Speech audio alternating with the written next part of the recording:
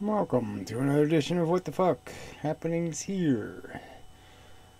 Inmendham and such. Same old crapola. Except, I did do a few extra videos this week. And there's going to be more. So I guess some of that we'll just save for next week. Because the subjects are a little different. So it's all related to a modern mystic video. And then that sort of provoked me playing a psychologist talking about how the brain works, blah blah blah, on some show called Robertson Egghart or something, Earhart. Anyway, and so that'll probably wait till next week because there's going to be a few hours of that. Yeah, unfortunately. So we'll take that as one clump and see how it ends. So far, halfway through, not so good. Just a bunch of babble and nothing getting to the simple premise that, we could argue about the fact that all of our ambitions, our attempts to achieve glory and success, victory, whatever you want to call it, getting the prize, that's one side of being human. And the other side is the fact that you're going to do this feeling thing through this whole process, that all kinds of things can happen to you and your success can mean nothing because you get pancreatic cancer like the Apple guy, right? I mean, achieves perfect success, he gets 20 years to play in his successful fun, and that's it. And then it's all pretty much long, slow death. So, there's no immunity, and you just have to get lucky. Deserve isn't going to have anything to do with it. Nature's not going to say, oh, you deserve a nice, graceful death. Not going to happen. And, as proven by Las Vegas, people think they're going to be lucky. Okay, so they evade the real subject and just keep on behaving like they don't know better, when if they thought about it, they actually do know better, that it's really dumb to invite horror and torture and torment into your house or into your baby's crib. So every cradle is in fact a grave. You might as well just call it the first coffin. The fetal coffin. Yes, it's all, this is the important part, that brains manufacture sensations, and that those sensations can be just absolutely horrible and enduring and unyielding and awful and blah blah blah blah blah. So it just seems like, why talk about brains if you aren't going to talk about that as the major feature, that sensation happens, because that's the major feature. So it seems like that's what you should talk about, and you should talk about it a lot. So anyway, so the mystic thinks it's irrelevant. There's, it's almost like he's arguing it isn't happening because, it's electrons and protons. So there's an elemental universe of mechanical bits being pushed around, and they create this computing device, and because the computing device does something, internal, that's all you can call it, right? I mean, there's no screen that the sensation is broadcast on. Somebody else can't see it, they can't touch it, they can't in any way experience it except to say, I've been there because my brain did that too. I know what that's like when your brain does that. So this is such a, squinting, because it's like, this shouldn't even be a conversation. It's so elemental and obvious.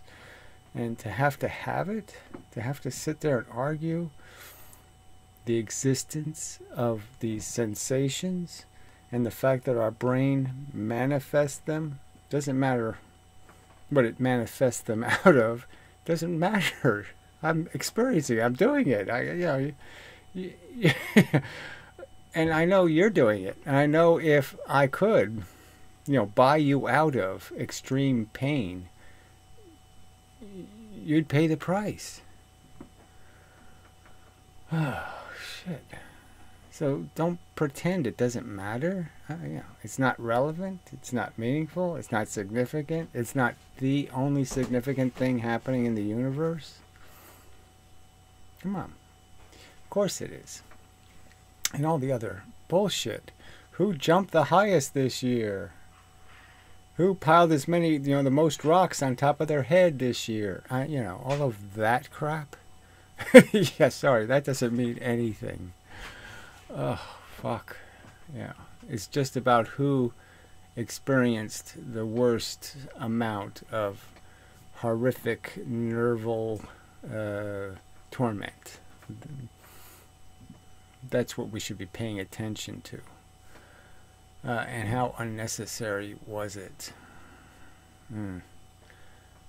Completely is sort of the argument. Completely unnecessary. There was no need for me to show up here to pretend to, like, okay, can I get laid? Can I do this? Can I get this done? Am I going to win something somewhere? Or am I just going to be forever a loser in every one of these circumstances where I'm trying to reason with people and, I totally fail, and so that's going to be my whole fucking life, huh? Oh, fun. Can't wait to show up on Earth. Shit, no. So, yes, clearly, I certainly would have been better off staying asleep. We'll just call it that. Staying in a condition of not participating in any way whatsoever. That would have been better for me.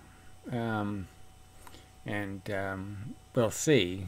Can't say for sure what the impact on this, ocean of humanity will be in the end. Who knows? So anyway, that's where we are. So I now did another Mystic video just because he did this string of videos talking about this eye shit. Okay, like, yeah, there's no eye. Yeah, okay, fine. You don't want to call me a me?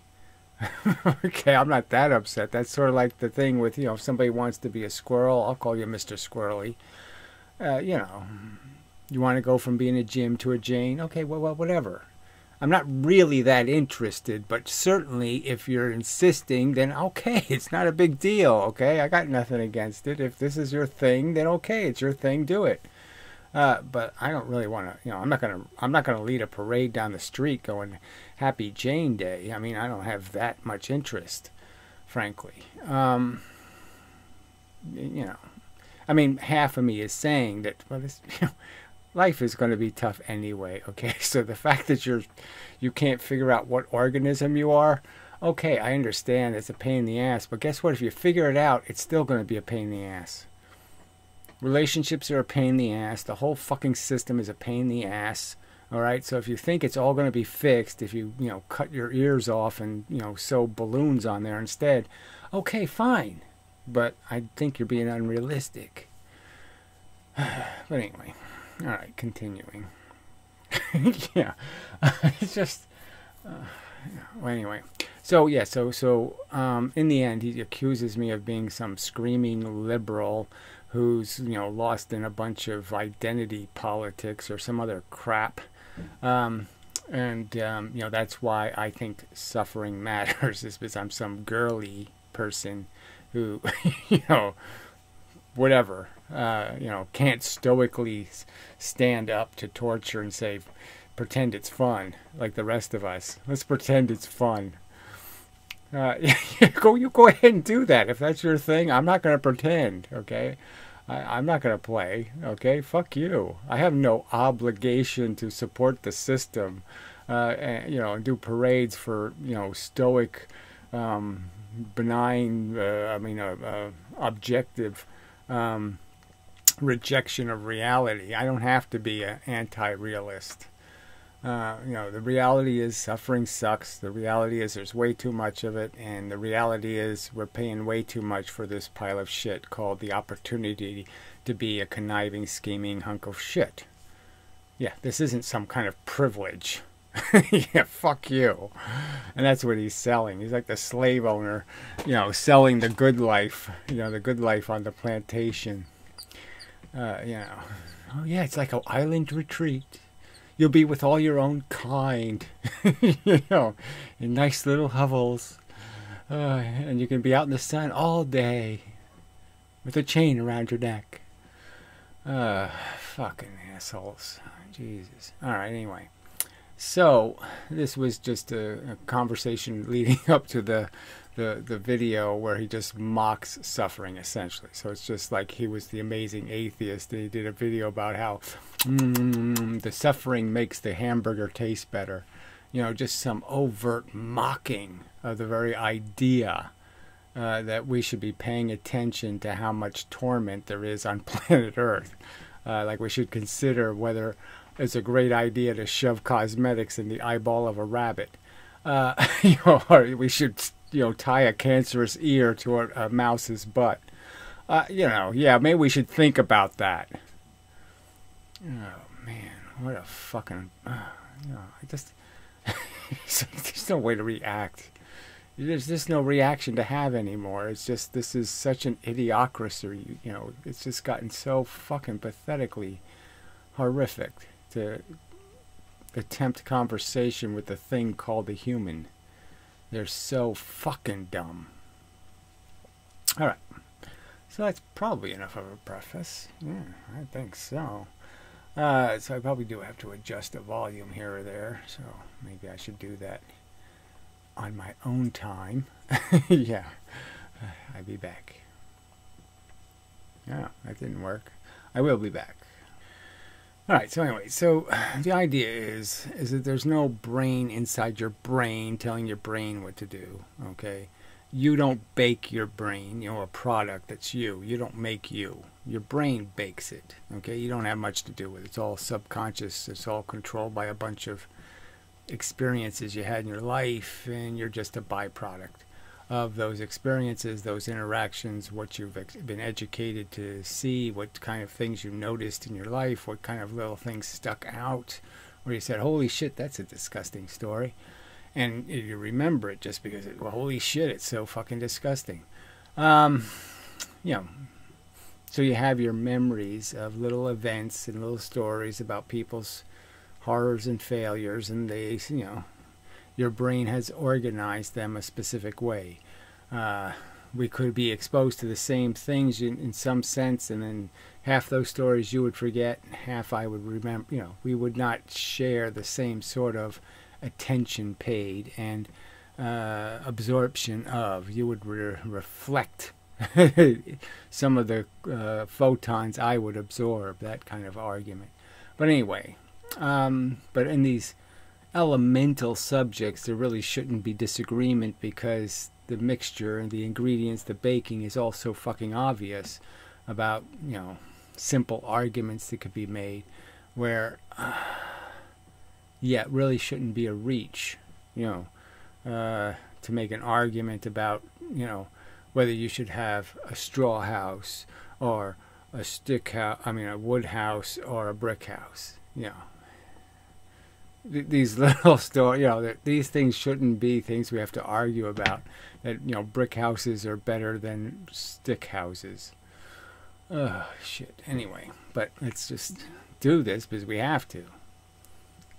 Years ago, and all of a sudden my brain gets the joke, so to speak. And so I was talking about, see, all we are is this action-reaction, but the interesting part is I can react decades later. So something can happen to me, and then it just sits in my brain as a memory, as a thing, a joke, and then 50 years later, all of a sudden, I get the joke and I start laughing, right? So the point is that the context is always being updated and rearranged. So there's always new little connections that can be made to things, because you're always changing the shape of the key, so to speak. What binds things together, and that's all our evolution and our polishing of our persona or our existence is this constant refinement based on new information. Start laughing. Okay. Jump ahead. Okay, I can do that. Anyway, my brain changes with every interaction in the world, okay, with the world. Not unlike a computer algorithm sampling the internet for patterns. So I wrote comments responding to his crap. And so I read through the comments just because, you do take a little bit of time to write them. I thought they were okay-ish. It's a little more work, okay, than just making a video.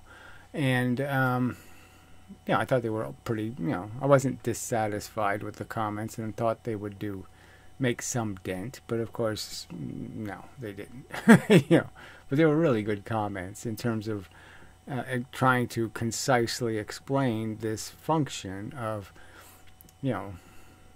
we can see what we're doing. Yes, we're doing this thinking thing, but it's not very sophisticated, just pattern matching and, in a way, mimicry.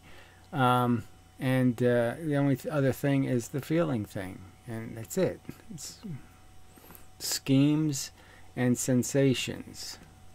This is pretty much all there is.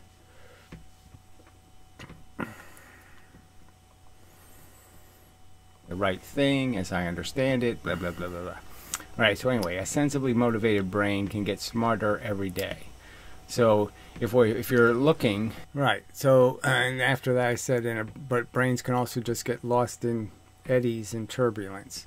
So they can get lost in a bunch of hate and revenge and stupid bullshit that they think is going to fix something, when of course it's not. Or, or else they can be saying, well, I want to know more, I want to get deeper, I want to be able to put all these pieces together, and it gets easier and easier to do that when you know more about it. So if you want to know how the ship stays afloat, you can figure out stuff about the dynamics of the buoyancy versus the, the height versus the gravity versus, and you can be more aware of why it sails well or it sails poorly. And you can understand what a good life is or a bad life is. So the simple argument I'm making is that the good life is just going to be dependent on a pure efficiency equation. It's just how much stuff suffered because you exist, how much suffering on the clock was endured, how bad for how long, and vice versa is how much did you stop from happening. And that's pretty much the only equation that's going to matter. Don't mean anything good. They're for puncturing holes in things, so canine teeth, scary, bad, your brain can do. Yeah, so that's all you're doing, is you're identifying the things that are enemies to your pleasure and function and peace of mind and all of that crap, and you're just scheming strategies to evade the stuff that you've recognized as a problem and get the stuff you've recognized to be fun and safe. Is different than the other containers, and it certainly is a piece of the universe that's doing something very different than, some bug underneath a rock. So it's just this obvious thing that we are not just pieces of the universe, that all the pieces of the universe have a lot of different features, and it's just a fact that the electrons and protons in this mass are arranged in ways that create all kinds of synapses and all kinds of connections between neural cells and all kinds of motion and momentum, and all of the byproduct of that is this projection, this illusion, if you want to call it that, of a sensation. It happens. It creates it. Okay, it synthesizes it out of the function of electrons and protons, and you don't have to know how did it do that, because you're experiencing it. So it's the how it did that just couldn't matter much, because it's actually did do it. So there's an answer to how it did it, but it's going to be complicated, because it's going to have to do with the fact that you're making a matrix, this gigantic 100 billion cells, with 10 tentacles on each one, and so you have 100 billion times 10, and you have this gigantic exponential amount of material to understand how it creates this fake world that we live in. It creates it. It is in fact a holodeck. Okay, you're living your life in a holodeck. And the evolutionary truth is that evolution has tried to make it as close to reality as possible to keep you connected, so you don't walk through trees or try to walk through a tree. So it's obviously, trying to give you a holodeck that is reality. And in the holodeck, it created real value. It was thinking there was value in the world in the sense that it's good for your genes to get ahead. That's a value. And so it was trying to synthesize that idea of positive versus negative, and instead it made real positive and real negative in the form of sensations to manipulate you, to reward and punish you, so you could learn doing and what this thing will do. Because there is a connection. What this thing sees and what this thing touches and what this thing smells and with what... So, and all of that information ends up becoming your character, so to speak. And again, and it's all built in this circumstance where the fact is the only, without some mechanism just to reward behavior, there's little hope of doing any encouraging a goal. And instead you'd be stuck with this idea that you would just have to force everything to have a pre-established walk the path thing, instead of a mechanism encouraging it to form its own path. You want the organism to be adaptable. To make it adaptable, you have to give it ambiguous goals, not direct goals. About possibilities, but again, it's about just the fact that it will analyze the environment, it will compute, and it will produce actions.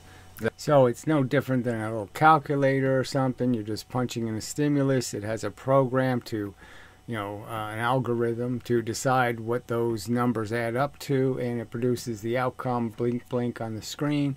And instead of a blink blink on the screen, our brain creates pain or pleasure.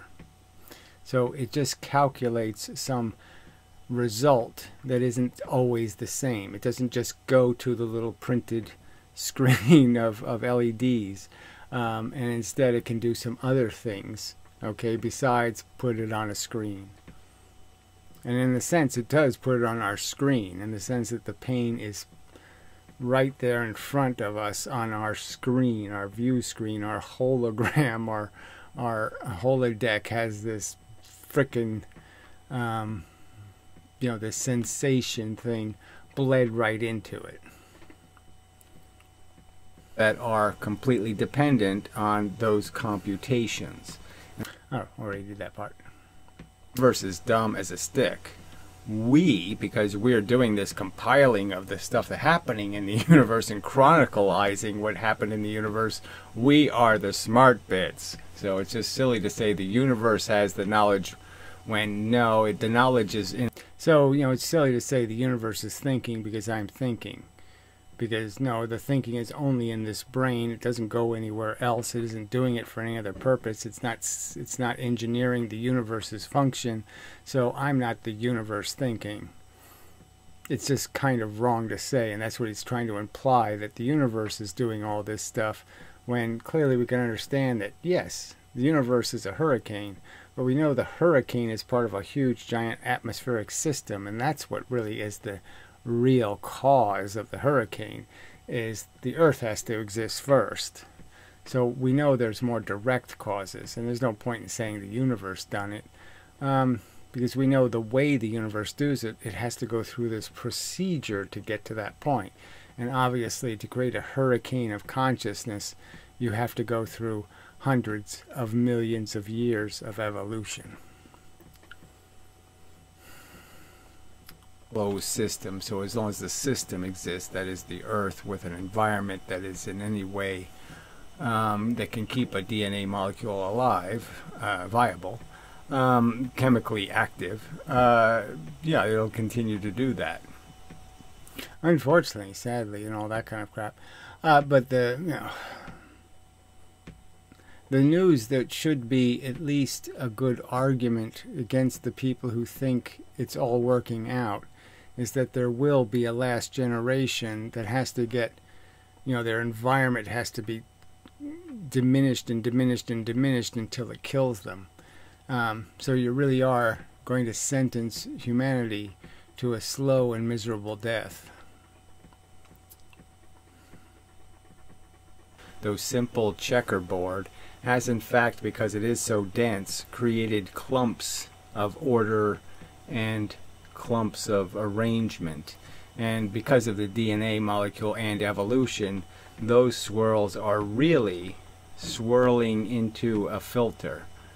They're really complicated, and they're doing something all the rest of the crap can't do, because it can't achieve that level of organization. So obviously that's what evolution does, is create organization, because it's creating structure where you're competing, where you have durable structure is propagated into the future. The stuff that doesn't get better, that doesn't get more efficient in its function, doesn't get to the future, as a general rule. But we know it's not a real rule. It's like a 30% rule. 70% of the time that's how the system works, and 30% of the time deserve doesn't have anything to do with it. And that sucks a lot. Continuing. They're forcing things to look more and more a certain way. Yes, so that's evolution again. Yeah. Jump ahead. Alright, now maybe the universe swirling, the electrons and protons, maybe they're not doing anything spectacularly different. A good feeling is clockwise and a bad feeling is counterclockwise. Right, so the simple pattern difference you're not going to see some obvious difference between the electrical pattern of joy and the electrical pattern of horrible, painful, tedious, obnoxious sensation. They're going to look like the same thing, because it's just about a, it's not even a key. It's not in the shape itself. It's just in the fact that, well, I guess you could say you can have the same ingredients, okay, and you can mix them really well and it comes out fine, or you can mix them very badly and it comes out to be poison, that kind of thing. The castor plant or something, right? You can have castor bean soup, you can do lots of things, but if you do this castor bean thing just the wrong way, it's this deadly poison that'll, the tiniest bit of it will kill you. So, it's just how you treat the thing. And the fact is, like I said, the brain is making that distinction, and you're never going to see the difference in the brain in any other way than if you identify every bit and say, okay, this pattern has these three things that are different, and that's all the difference there needs to be. I mean, successfully going around a curve, on the road, it can all just matter about one little piece of rubber on one little piece of tire. A tiny little bit of difference can make all the difference about hitting a tree or not hitting a tree. Assuring your I-ness.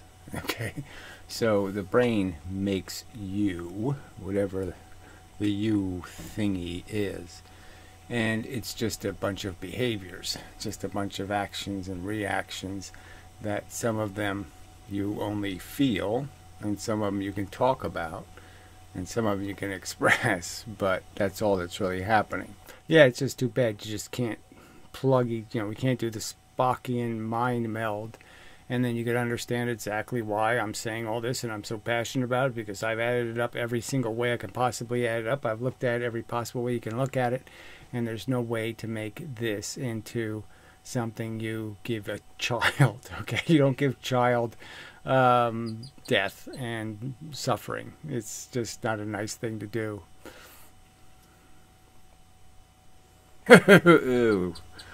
Okay.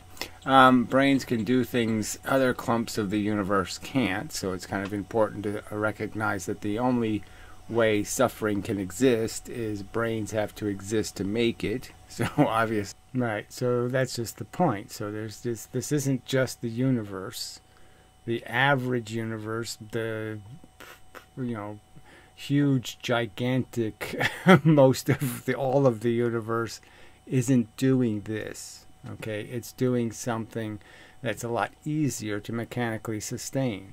And this is really unique and really stuck in a niche, and it really dependent on all these little variables going just the fucking right, and it's a very improbable pile of sand. So, it's like the sand on the beach got blown around by the wind, and the tide blew, and this happened and that happened, and it made Bugs Bunny. Not very probable. Earth, there would still be a lot of carbon stuck deep underground. So I wrote that in this statement. I was just pointing out that it's really the fault of the existence of a human brain, right? So the fact that the oil isn't in the ground anymore and the carbon's not in the ground anymore, I could say the proximate cause, the real cause, is the existence of brains on Earth. Because without the big brains, the human brains, the vocabulary brains, it wouldn't have happened, and the Earth right now would be colder. So we do change things, so it's just silly to say there's nothing at stake and we have nothing to talk about, because clearly we can talk about this before we do it, and we can talk about how to get around it, and we can talk about how to fix it, and we can talk about all that kind of crap. So there's no point in saying plagues just happen, because now that we know they happen, we know we can prevent them. So let's do that. Yeah, that's the clever thing to do.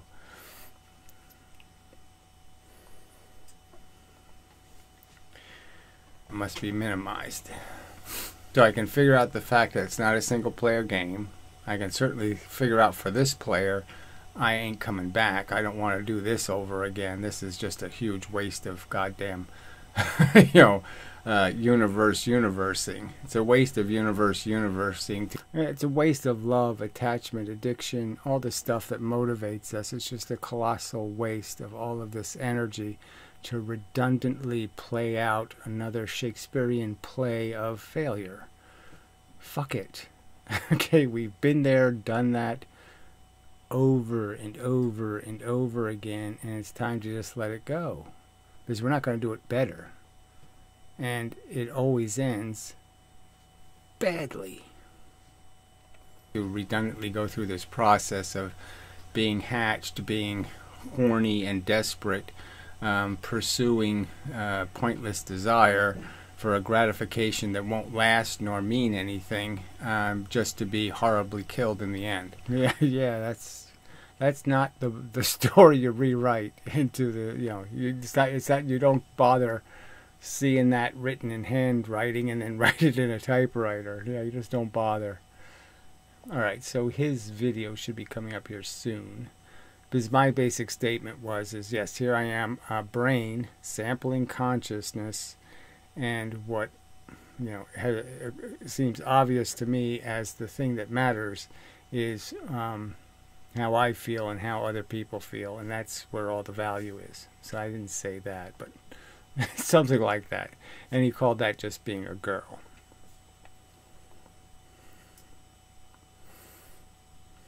Crap. Gary with 2 R's has just said... Alright, so that's the different Gary, and he dissed him also. There's another guy called Gary Entropy, who's, he's got leukemia or something, and, she could be a little generous and give him a point here or there, but no, he won't even do that. So he had to dump on him too. Disgusting. I can't do that. It just is amazing. So there's a brain, over in America that calls itself Gary inmendham. So he's just obsessed with this whole identification thing, like if we call ourselves an I, we're lying. You know, and it's like, okay, I can sort of get that in the sense that, yes, I'm not eyeing, I'm braining, but whatever. It seems a tiny distinction, not even worth mentioning. But, you know, it's just, I'm just sitting here saying, this is crazy. You know, this is his definition of being too girly, is acknowledging the fact that there's suffering in the world and we shouldn't waste it. Oh, fuck. How silly. That's like worrying about, you know, how long your skirt is and whether you look fat in this dress. It's girly. My concern as a brain sampling consciousness is that consciousness can manifest torment and torture, and from personal experience I know that that must be minimized. So that was my statement. So because I said as a brain sampling consciousness, I noticed that you can manifest this torture stuff, and it would be great if we used our brains to minimize the existence of that experience. Ooh, gee, oh, that just smells so cunty. I mean, it's just hilarious. You know, I guess you know, I mean, it's just. But anyway, so he's just mocking suffering, mocking the whole idea that somebody would pay attention to any notion that this isn't a good thing to impose on people. Yeah. Oh. And yeah, so the Liberal Party ain't what it was, and it's so I just wanted to separate myself, because he also said, well, you know, how much, what have you been watching The View, and you know, all this kind of rag, like somehow I've become some screaming liberal, when no, I'm a social justice warrior for real justice. Okay, I'm not the one saying that you know, everybody who's you know, somebody called them a booger head, and you know, they want the Supreme Court to, you know, shoot them in the back of the head because that's just too horrible. You know, that kind of crap. Whatever this whole, whatever these snowflakers and teardroppers, I don't have much empathy for, and I certainly don't have any empathy for shoplifting scum. How the rest of the dead universe works, I don't think we could make each other sick. So yes, if there was less at stake in terms of this suffering thing. I mean, so that's the funny part. He's saying I sicken him, and obviously I'm saying this guy sickens me. This is just disgusting. This is like, this is you know, watching Ted Bundy, you know, torture his victims. You know, it's just disgusting. It just brings up that kind of sick mind, okay, that just doesn't have any appreciation for what this fucking costs. It's disgusting. You know, as long as somebody else is doing the suffering, it's okay with him. That's essentially, I mean, I can't make any sense out of it any other way than some kind of Nietzschean selfish nonsense that somehow all there is you, the Mega Man, and it doesn't matter what the price is for your maintenance. I'm a hurricane, okay? I have the brain. I have the right to be called a hurricane. All right. And I am apparently one of those brains that is disgusted by the implication that those feelings aren't the only significant thing happening in the universe. So I just, you know, as a response to his bullshit, I didn't just say, what a fucking sadistic kook. And so I did attempt to have some kind of, all right, I really don't get you. You know, I mean, this is all I'm trying to say, is that, you know, our brains are producing this crap. And it seems reasonable to pay some attention to the crap it's producing. I mean, it's a fact that's happening, so why pretend it's not? Good and bad, nice and horrible, that kind of stuff. Positive and negative. Okay. Yeah, I didn't think that would be a challenging Yeah, it really is funny that this is actually a challenging subject for people. And you're just saying, well, this is like the belligerent flat earth conspiracy theory kooks, right? This isn't about them being so stupid that they actually believe that crap. They're obviously advocating for a position for some other reason. So I have to be suspect of what's the motivation here. Why pretend human organisms don't experience a cavern of difference between their two kinds of sensations, horrible and fun? It's just an absolute fact that they know it, I know it, we all know it happens. So why are we pretending it doesn't happen? I mean, what the fuck? And you're just saying, okay, they're pretending the earth is flat for some other agenda because God told them, please defend the flat earth because I made a mistake in the Bible and kind of implied it was flat, so defend that idea. Or something. Who the fuck knows what the fuck it is about? It's just being disruptive, maybe. Maybe they're just anti-social and they don't like where civilization's going, so they want to make it all crumble and fall apart by having a bunch of morons walk off the flat earth. Or at least walk to Antarctica and freeze to death. Something like that. Jerking off. Okay, that's all there is to say here. Okay, is that you're paying a very high price for a very poor product. Yes, your trivial little wank is going to be very expensive. All right, so anyway, that's pretty much the video. So I think a good video, just because yeah, I wrote stuff, and so obviously you could go to the stupid videos, but it's 3 different videos to read it, but whatever. Or you could watch me narrate it, so to speak, and add value, of course. Always add value. So that was the Mystic, and then I decided the Mystic, before he started this conversation, he played a clip from some neuroscientist. That's what they're called. And what was in the clip wasn't all that bad, but now that I have played an hour of this guy talking, he doesn't say a goddamn thing. So in an hour, he hasn't said anything meaningful. And, we'll just see if the whole 2 hours is going to be circular, blah, blah, blah, blah.